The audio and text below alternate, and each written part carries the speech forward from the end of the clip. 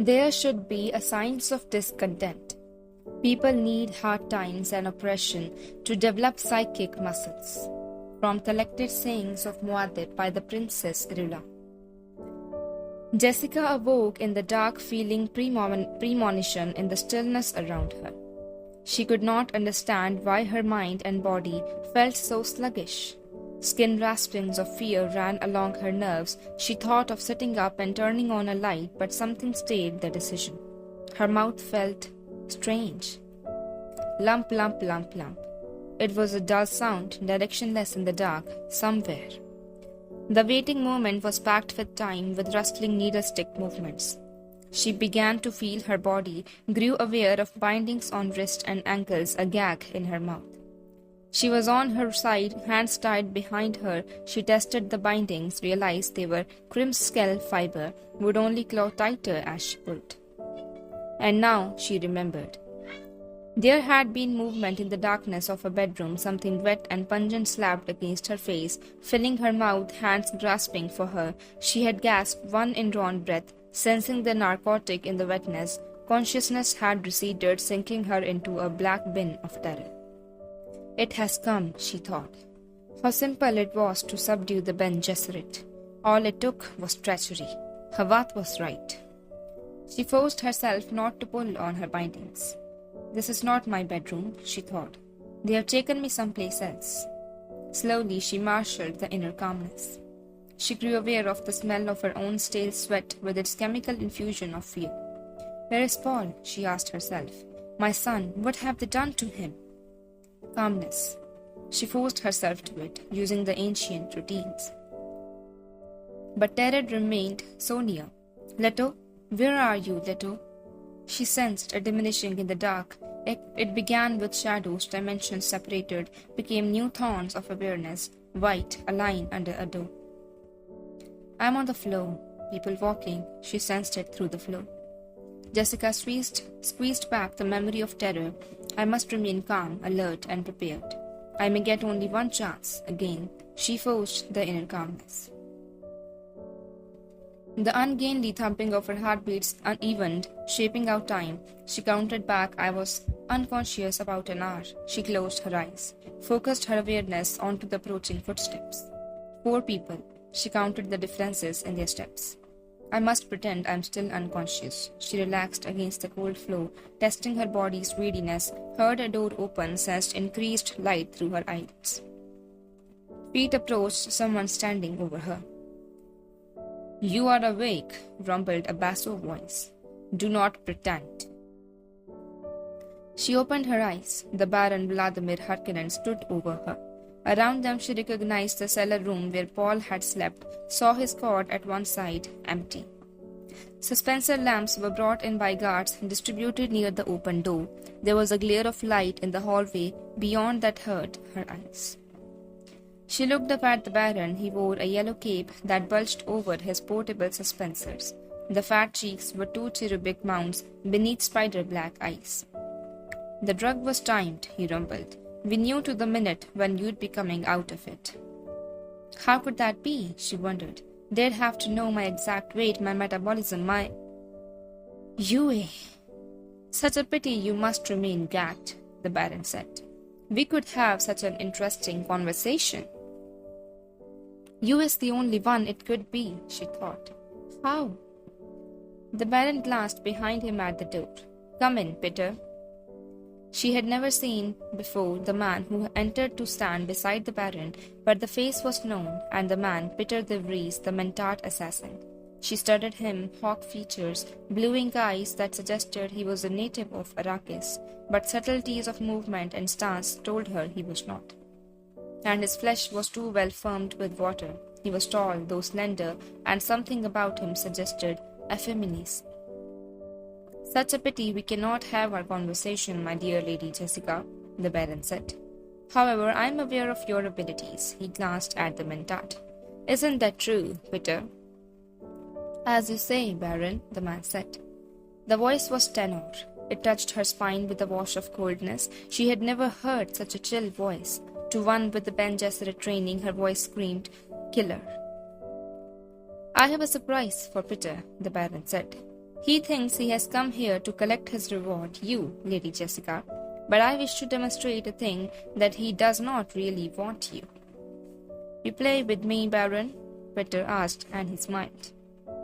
Seeing that smile, Jessica wondered that the Baron did not leap to defend himself from this Peter. Then she corrected herself. The Baron could not read that smile. He did not have the training. In many ways, Peter is quite naive, the Baron said. He does not admit to himself what a deadly creature you are, Lady Jessica. I'd show him, but it would be a foolish risk. The Baron smiled at Peter, whose face had become a waiting mask.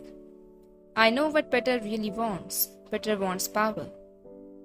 You promised I could have her, Peter said.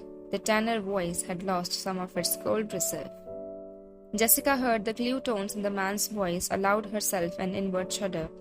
How could the Baron have made such an animal out of a Mentat? I give you a choice, Peter, Baron said. What choice? The Baron snapped fat fingers. This woman, an exile from the Imperium or the Duchy of Atreides on Arrakis, to rule as you see fit in my name. Jessica watched the Baron's spider eyes study Peter. You could be Duke here and all but name, the Baron said. Is my letter dead then? Jessica asked herself. She felt a silent wail begin somewhere in her mind. The Baron kept his attention on the Mentat. Understand yourself, Peter. You want her because she was a duke's woman, a symbol of his power, beautiful, useful, exquisitely trained for her role, but an entire duchy, Peter. That's more than a symbol, that's the reality. With it, you could have many women and more. You do not joke with Peter. The Baron turned with that dancing lightness the suspenses gave him. Joke? I? Remember, I am giving up the boy. You heard what the traitor said about the lad's training? They are alike, the mother and son, deadly. The Baron smiled. I must go now. I will send in the guard I have reserved for this moment. He is stone deaf. His orders will be to convey you on the first leg of your journey into exile. He will subdue this woman if he sees her gain control of you. He'll not permit you to untie her gag until you are off Arrakis. If you choose not to leave, he has other orders. You don't have to leave, Peter said. I've chosen. Aha, the Baron quavered. Such quick decision can mean only one thing. I will take the duchy, Peter said. And Jessica thought, doesn't Peter know the Baron's lying to him? But how could he know? He's a twisted Mentat. The Baron glanced down at Jessica. Is it not wonderful that I know Peter so well? I wagered with my master at arms that this would be Peter's choice. Ha! Well, I leave now. This is much better. Aha! Much better. You understand, Lady Jessica? I had no rancor towards you. It's a necessity. Much better this way. Yes, and I have not actually ordered you destroyed. When it's asked of me what happened to you, I can shrug it off in all truth.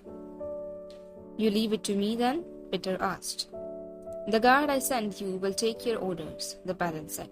Whatever's done, I leave to you. He stared at Peter. Yes, there will be no blood on my hands here. It's your decision, yes, I know nothing of it. You will wait until I've gone before doing whatever you must do. Yes, well, yes, good. He fears the questioning of a truth-sayer, Jessica thought. Who? Ah, the Reverend Mother Gaius Helen, of course. If he knows he must face her questions, then the Emperor is in on this for sure. Ah, my poor Leto. With one last glance at Jessica, the Baron turned, went out the door. She followed him with her eyes, thinking, it's as the Reverend Mother want, too potent an adversary. 2 Harkonnen troopers entered, another, his face a scarred mask, followed and stood in the doorway with drawn lascar. The deep one, Jessica thought. Studying the scarred face, the Baron knows I could use the voice on any other man. Scarface looked at Peter. We have the boy on a litter outside. What are your orders? Peter spoke to Jessica. I had thought of binding you by a threat held over your son, but I begin to see that would not have worked. I let emotion cloud reason. Bad policy for a Mentat. He looked at the first pair of troopers, turning so the deaf one could read his lips. Take them into the desert as the traitor suggested for the boy. His plan is a good one. The worms will destroy all evidence. Their bodies must never be found. You don't wish to dispatch them yourself? Scarface asked. He reads lips, Jessica thought. I follow my Baron's example, Peter said. Take them where the traitor said. Jessica heard the harsh mentat control in Peter's voice, thought, he too fears the truth-sayer. Peter shrugged, turned, and went through the doorway. He hesitated there, and Jessica thought he might turn back for a last look at her, but he went out without turning. Me, I wouldn't like the thought of facing that truth-sayer after this night's work, Scarface said. You ain't likely ever to run into that old witch, one of the other troopers said. He went around to Jessica's head, bent over her. It ain't getting our work done standing around here chattering. Take her feet and... Why don't we kill him here? Scarface asked. Too messy, the first one said. Unless you want to strangle him. Me, I likes a nice straightforward job. Drop him on the desert like that traitor said. Cut him once or twice, leave the evidence for the worms. Nothing to clean up afterwards. Yeah, well, I guess you're right, Scarface said. Jessica listened to them, watching, registering, but the gag blocked her voice, and there was the deep one to consider. Scarface holstered his last gun, took her feet. They lifted her like a sack of grain, maneuvered her through the door, and dumped her into a Spencer-Boyard litter with another bound figure. As they turned her, fitting her to the litter, she saw her companion's face, Paul. He was bound, but not gagged. His face was no more than 10 centimeters from hers, eyes closed, his breathing even. Is he drugged? She wondered. The troopers lifted the litter, and Paul's eyes opened the smallest fraction, dark slits staring at her. He must not try the voice, she prayed, the deaf guard. Paul's eyes closed. He had been practicing the awareness, breathing, calming his mind, listening to their captors. The deep one posed a problem, but Paul contained his despair. The mind-calming Ben Gesserit regimen his mother had taught him kept him poised, ready to expand any opportunity. Paul allowed himself another slit-eyed inspection of his mother's face. She appeared unharmed, gagged though. He wondered who could have captured her. His own captivity was plain enough. To bed with a capsule prescribed by UA, awaking to find himself bound to this litter. Perhaps a similar thing had befallen her. Logic said the traitor was UA, but he held final decision in abeyance. There was no understanding it, a Suk doctor, a traitor. The litter tipped slightly as the Harkonnen troopers maneuvered it through the doorway into starlit night. A Spencer bow rasped against the doorway, then they were on sand, feet grating in it. A thopter wing loomed overhead, blotting the stars. The litter settled to the ground. Paul's eyes adjusted to the faint light. He recognized the deaf trooper as the man who opened the thopter door, peered inside at the green gloom illuminated by the instrument panel. This, the thopter we are supposed to use? He asked, and turned to watch his companion's lips. It's the one the traitor said was fixed for desert work, the other said. Scarface nodded. But it's one of them little liaison jobs. Ain't room in there for more than 2 of us. 2's enough, said the litter bearer, moving up close and presenting his lips for reading. We can take care of it from here on, Kinnett. The Baron, he told me to make sure what happened to them too, Scarface said. What you so worried about? Asked another trooper from behind the litter bearer. She is a Ben Gesserit witch, the deaf one said. They have powers. Ah, the litter bearer made the sign of the fist at his ear. One of them, eh? Know what I mean? The trooper behind him grunted. She'll be warm meat soon enough.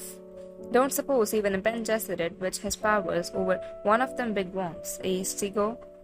He nudged the litter bearer. Yep, the litter bearer said. He returned to the litter, took Jessica's shoulders. Come on, Kinnett. You can go along if you want to make sure what happens. It is nice of you to invite me, Sigo, Scarface said. Jessica felt herself lifted, the wing shadow spinning stars. She was pushed into the rear of the thopter, her crimson fiber bindings examined, and she was strapped down. Paul was jammed in beside her, strapped securely, and she noted his bounds were simple rope. Scarface, the deaf one they called Kinnett, took his place in front. The litter bearer, the one they called Sigo, came around and took the other front seat. Kenneth closed the door, bent to the controls. The Thopter took off in a wing-tucked surge, headed south over the shield wall. Zygos tapped his companion's shoulder, said, "Why don't you turn around and keep an eye on them too?" "Sure you know the way to go?" Kenneth watched Zygos' lips. "I listened to the traitor, seems you." Kenneth swiveled his seat. Jessica saw the glint of starlight on a lasgun in his hand. The Thopter's light-walled interior seemed to collect illumination as her eyes adjusted, but the guard's scarred face remained dim. Jessica tested her seat belt, found it loose. She felt roughness in the strap against her left arm, realized the strap had been almost severed, would snap at a sudden jerk. Has someone been at this Thopter preparing it for us? She wondered. Who? Slowly she twisted her bound feet clear of Paul's. Sure to seem a shame to waste a good-looking woman like this, Scarface said. You ever have any highborn types? He turned to look at the pilot. Ben Gesserit aren't all highborn, the pilot said. But they all looks heighty. He can see me plain enough, Jessica thought. She brought her bound legs up onto the seat, curled into a sinuous ball, staring at Scarface. Real pretty she is, Kenneth said. He wet his lips with his tongue. Sure to seem ashamed. He looked at Zygo. You thinking what I think you're thinking? The pilot asked. Who would be to know? The guard asked. Afterwards, he shrugged. I just never had me no highborns. Might never get a chance like this one again. You lay a hand on my mother, Paul greeted. He glared at Scarface. Hey, the pilot laughed. Cub's got a bark. Ain't got no bite, though. And Jessica thought, Paul's pitching his voice too high, it may work, though. They flew on in silence. These poor fools, Jessica thought, studying her guards and reviewing the Baron's words. They will be killed as soon as they report success on their mission. The Baron wants no witnesses. The Thopter banged over the southern rim of the shield wall, and Jessica saw a moon-shadowed expanse of sand beneath them. This ought to be far enough, the pilot said. The traitor said to put him on the sand anywhere near the shield wall.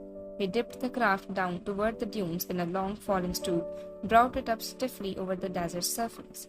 Jessica saw Paul begin taking the rhythmic breaths of calming exercise. He closed his eyes, opened them. Jessica stared, helpless to aid him. He hasn't mastered the voice yet, she thought. If he fails... The Thopter touched sand with a soft lurch, and Jessica, looking north, back across the shield wall, saw a shadow of wings settle out of sight up there. Someone's following us, she thought. Who? Then, the ones the Baron said to watch the spear, and there will be watchers for the watchers too. Zygo shut off his winged rotors. Silence flooded in upon them. Jessica turned her head. She could see out the window beyond Scarface a dim glow of light from a rising moon, a frosted rim of rock rising from the desert. Sandblast ridges streaked its sides. Paul cleared his throat. The pilot said, Now, Kenneth? I dunno, Zygo. Zygo turned, said, Ah, look. He reached out for Jessica's skirt. Remove her gag, Paul commanded. Jessica felt the words rolling in the air, the tone, the timbre excellent, imperative, very sharp. A slightly lower pitch would have been better, but it could still fall within this man's spectrum. Zygo shifted his hand up to the band around Jessica's mouth, slipped the knot on the gag. Stop that, Kenneth ordered. Ah, shut your trap, Zygo said. Her hands are tired. He freed the knot and the binding dropped. His eyes glittered as he studied Jessica. Kenneth put a hand on the pilot's arm. Look, Zygo, no need to... Jessica twisted her neck, spat out the gag. She pitched her voice in low, intimate tones. Gentlemen, no need to fight over me. At the same time, she writhed sinuously for Kenneth's benefit. She saw them grow tense, knowing that in this instant they were convinced of the need to fight over her.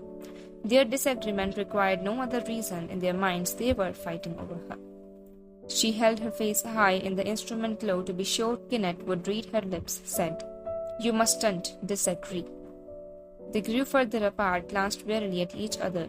Is any woman worth fighting over? She asked. By uttering the words, by being there, she made herself infinitely worth their fighting. Paul clamped his lips tightly closed, forced himself to be silent. There had been the one chance for him to succeed with the voice. Now, Everything depended on his mother, whose experience went so far beyond his own. Yeah, Scarface said. No need to fight over. His hand flashed toward the pilot's neck. The blow was met by a splash of metal that caught the arm and in the same motion slammed into Kenneth's chest. Scarface groaned, sagged backward against his door. Thought I was some dummy, didn't know that trick, Zigo said. He brought back his hand, revealing the knife. It glittered in reflected moonlight. Now for the cup, he said, and leaned toward Paul. No need for that, Jessica murmured. Zigo hesitated. Wouldn't you rather have me cooperate? Jessica asked. Give the boy a chance, her lip curled in a sneer. Little enough chance he'd have out there in that sand. Give him that and, she smiled, you could find yourself well rewarded. Zigo glanced left-right, returned his attention to Jessica. I've heard me what can happen to a man in this desert, he said. Boy might find the knife a kindness. Is it so much I ask? Jessica pleaded. You are trying to trick me, Zigo muttered. I don't want to see my son die, Jessica said. Is that a trick? Zigo moved back, elbowed the door latch. He grabbed Paul, dragged him across the seat, pushed him half out of the door, and held the knife post. What'll you do, cub, if I cut your bonds? He'll leave here immediately and head for those rocks, Jessica said. Is that what he'll do, cub? Zigo asked. Paul's voice was properly, surely. Yes.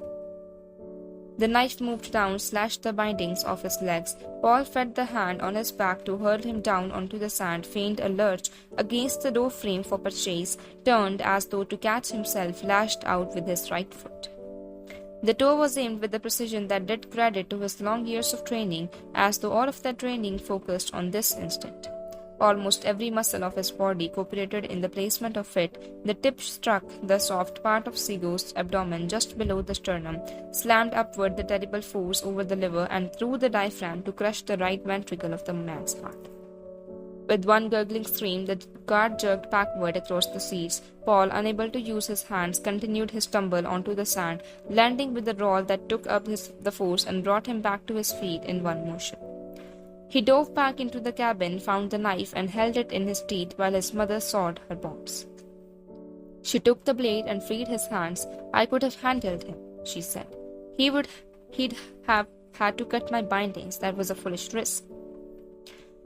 I saw the opening and used it, he said. She heard the harsh control in his voice, said, U.S. House sign is scrawled on the ceiling of this cabin. He looked up, saw the curling symbol. Get out and let us study this craft, she said. There's a bundle under the pilot's seat. I felt it when we got in. Bomb? Doubt it. There's something peculiar here. Paul leaped out to the sand and Jessica followed. She turned, reached under the seat for the strange bundle, seeing Zigo's feet close to her face, feeling dampness on the bundle as she removed it, realizing the dampness was the pilot's blood. Waste of moisture, she thought, knowing that this was Arakian thinking. Paul stared around them, saw the rock scarf lifting out of the desert like a beach rising from the sea. Wind-carved palisades beyond, he turned back as his mother lifted the bundle from the thopter, saw her stare across the dunes toward the shield wall. He looked to see what drew her attention, saw another thopter swooping towards them, realized they had not had time to clear the bodies out of this thopter and escape. Run, Paul, Jessica shouted. It's Harkonnens.